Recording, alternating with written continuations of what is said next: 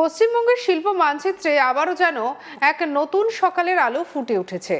দীর্ঘদিন ধরেই যে রাজ্যের অর্থনৈতিক সম্ভাবনা, ভৌগোলিক অবস্থান এবং জনশক্তির ক্ষমতা নিয়ে আলোচনা হচ্ছিল, সেই সব আলোচনাই এখন বাস্তবের দিকে এগোচ্ছে বলে মনে করছে শিল্প মহলের অনেকেই। রাজ্যে বড় শিল্প বিনিয়োগ, পরিকাঠামো উন্নয়ন এবং কর্মসংস্থান বৃদ্ধির লক্ষ্যকে সামনে রেখেই একের পর এক গুরুত্বপূর্ণ বৈঠক এবং আলোচনাকে ঘিরে তৈরি হয়েছে নতুন আশাবাদ।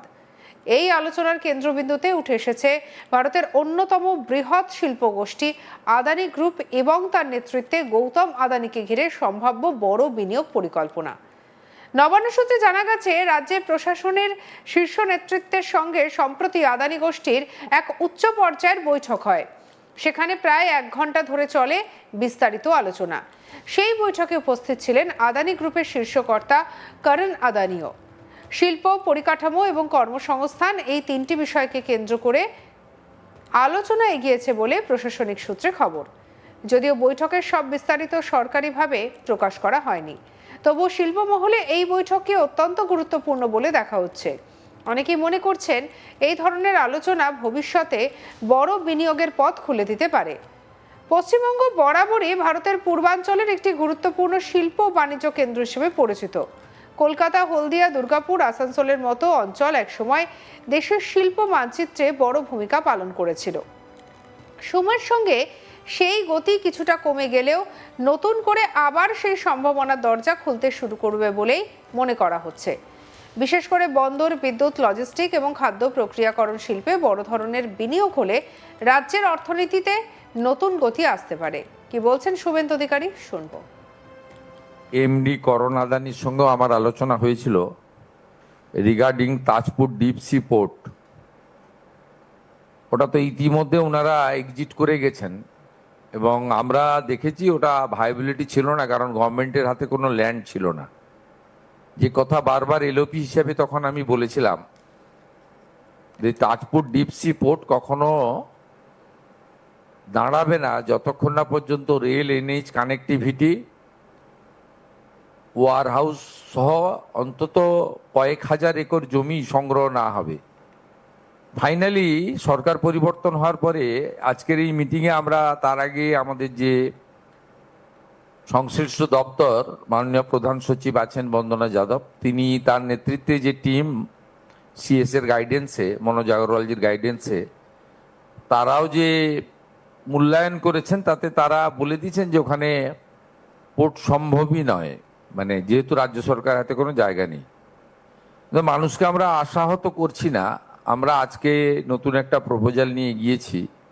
তাজপুর থেকে 10 কিলোমিটার দূরে দাদন পাত্র বাড়, যেখানে সল্টের পুরনো ফ্যাক্টরি ছিল, সেখানে 1700 একর ল্যান্ড রাজ্য সরকারের হাতে রয়েছে। আমরা এখন ওইটা নিয়ে এগোবো। আজকে আমাদের মিটিংয়ের এজেন্ডা এটা ছিল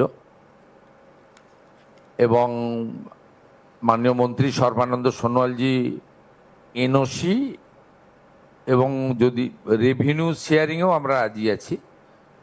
আমাদের ভারত সরকার এবং পশ্চিমবঙ্গ সরকার যৌথভাবে ওইটা নিয়ে আমরা যেটা বাস্তবসম্মত হবে, 1700 একর জমি হাতে নিয়ে আমরা এগোবো। পরে জমি সংগ্রহ করা যাবে। প্রাথমিকভাবে এটা আমরা আজকের এখানে সিদ্ধান্ত নিয়েছি। আদানি গোষ্ঠী আজ শুধু ভারতের নয়, বিশ্বের অন্যতম দ্রুত বর্ধনশীল বহুজাতিক শিল্প সংস্থা হিসেবে পরিচিত।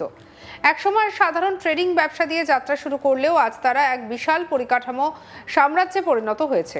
এই গোষ্ঠীর ব্যবসা বিস্তৃত হয়েছে সমুদ্র বন্দর এবং লজিস্টিক, বিদ্যুৎ উৎপাদন, বিতরণ, নবায়নযোগ্য শক্তি, বিমানবন্দর পরিচালনা, ডেটা সেন্টার এবং ডিজিটাল পরিকাঠামো এবং খনিজ সম্পদের মতো বাণিজ্যের মতো গুরুত্বপূর্ণ খাতে। শিল্পমহলের মতে এই ধরনের বহুমুখী ব্যবসায়িক অভিজ্ঞতা যে কোনো রাজ্যের উন্নয়নে বড় ভূমিকা রাখতে পারে, বিশেষ করে পূর্ব ভারতের মতো অঞ্চলে যেখানে পরিকাঠামোগত উন্নয়নের সুযোগ এখনো অনেক বাকি। সেখানে বড় সংস্থার উপস্থিতি শুধু নতুন দিগন্ত খুলে দিতে পারে। বন্দর এবং লজিস্টিক খাতে আদানি পোর্টস অ্যান্ড সিজ ইতিমধ্যেই ভারতের অন্যতম বড় নাম। দেশের একাধিক গুরুত্বপূর্ণ সমুদ্র বন্দর পরিচালনার অভিজ্ঞতা রয়েছে তাদের। আর এই বন্দর নেটওয়ার্কের মাধ্যমে আমদানি রপ্তানি দ্রুত হয়। আন্তর্জাতিক বাণিজ্যে সহজ হয় এবং শিল্পপণ্য বিপণনের ক্ষেত্রে পরিবহন খরচা অনেকটা কমে যায়। পশ্চিমবঙ্গের ক্ষেত্রে যদি নতুন গভীর বন্দর প্রকল্প বাস্তবায়িত হয় তাহলে পূর্ব ভারতের বাণিজ্যিক মানচিত্র সম্পূর্ণ বদলে যেতে পারে বলেই মনে করছেন বিশেষজ্ঞরা। সমুদ্র উপকূলবর্তী অঞ্চলগুলির উন্নয়ন হলে শুধু রাজ্য নয়, পুরো পূর্ব ভারতই একটি বড় বাণিজ্যিক করিডরে পরিণত হতে পারে। শক্তি ও বিদ্যুৎ খাতেও আদানি গোষ্ঠীর ভূমিকা অত্যন্ত গুরুত্বপূর্ণ। বিদ্যুৎ উৎপাদন থেকে শুরু করে বিতরণ বিভিন্ন পর্যায়ে তাদের উপস্থিতি রয়েছে। শিল্প উন্নয়নের জন্য নিরবিচ্ছিন্ন বিদ্যুৎ সরবরাহ সবথেকে গুরুত্বপূর্ণ শর্তগুলির একটি। নতুন শিল্প কারখানা গড়ে উঠলে তার জন্য স্থিতিশীল বিদ্যুৎ ব্যবস্থা অপরিহার্য। তাই এই খাতে বিনিয়োগ হলে তা দীর্ঘমেয়াদে রাজ্যের শিল্প বৃদ্ধিকে আরও শক্তিশালী করতে পারে। বর্তমান বিশ্বে পরিবেশ বান্ধব শক্তির দিকে ঝোঁক দ্রুত বাড়ছে, সেই দৌড়ে আদানি গোষ্ঠীও বড় ভূমিকা নিচ্ছে। সৌরশক্তি, বায়ুশক্তি এবং হাইব্রিড এনার্জি প্রকল্পে তারা বিপুল বিনিয়োগ করছে। ভবিষ্যতে বিশ্বের অন্যতম বড় সবুজ শক্তি সংস্থা হওয়ার লক্ষ্যও রয়েছে তাদের।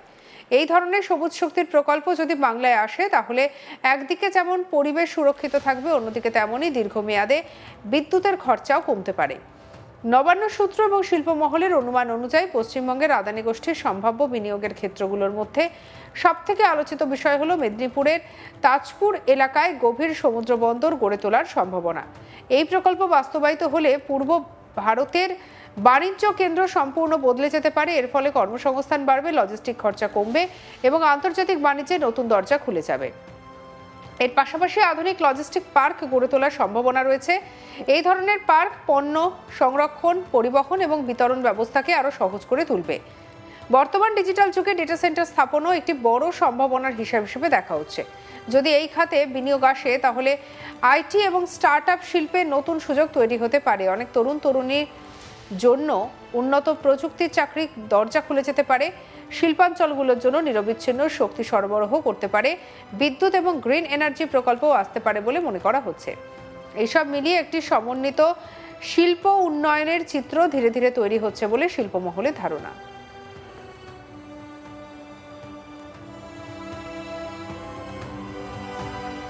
যে কোনো বড় শিল্প বিনিয়োগের সবথেকে বড় প্রভাব পড়ে কর্মসংস্থানের উপর। এই সম্ভাব্য প্রকল্পগুলি বাস্তবায়িত হলে বাংলায় হাজার হাজার নতুন চাকরি তৈরি হতে পারে। নির্মাণ কাজ, অবকাঠামো উন্নয়ন, লজিস্টিক, পরিবহন, আইটি এবং ডেটা সেন্টার সব ক্ষেত্রেই নতুন সুযোগ তৈরি হওয়ার সম্ভাবনা। শুধু শহর নয়, গ্রামীণ এলাকাতে অর্থনৈতিক গতিশীলতা বাড়তে পারে। ভারতের অর্থনীতি প্রসঙ্গে কেন্দ্রীয় অর্থমন্ত্রী নির্মলা সীতারামন একাধিকবার বলেছেন যে দেশের প্রতিটি রাজ্যে বিনিয়োগ বৃদ্ধি করাই সরকারের লক্ষ্য। একই সঙ্গে রাজ্য স্তরেও শিল্প উন্নয়নের জন্য বিভিন্ন উদ্যোগ নেওয়া হয়েছে।